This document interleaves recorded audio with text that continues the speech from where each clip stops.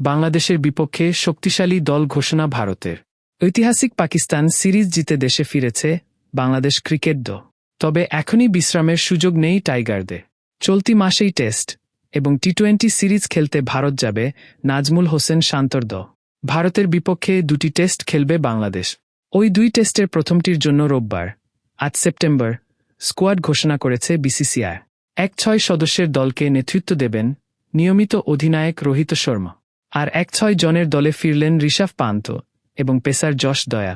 রোহিতের সঙ্গে top order ব্যাটিংয়ে থাকছেন অভিজ্ঞ বিরাট কোহলি এবং লোকেশ রাহুল। শুভমান গিল এবং যশস্বী জয়সওয়ালকেও রাখা হয়েছে স্কোয়াড। পন্তের সঙ্গে উইকেটরক্ষক হিসেবে থাকছেন ধ্রুব জুরেল। সরফরাজ খান থাকছেন মিডল অর্ডার ব্যাটার হিসেবে।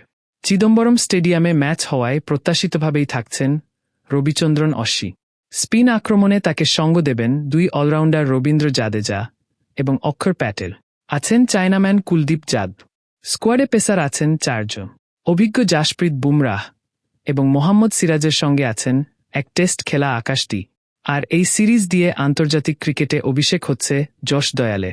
ভারতের স্কোয়াড: রোহিত শর্মা অধিনায়ক, যশস্বী জয়সওয়াল, শুভমান গিল, বিরাট কোহলি, লোকেশ রাহুল, সরফরাজ খান, ঋষভ পান্ত, ধ্রুব জুরেল, রবিচন্দ্রন অশ্বিন, রবীন্দ্র জাদেজা, অক্ষর প্যাটেল, কুলদীপ যাদব, মোহাম্মদ সিরাজ, আকাশদীপ, জাসপ্রীত বুমরাহ, ইয়াশ দয়া।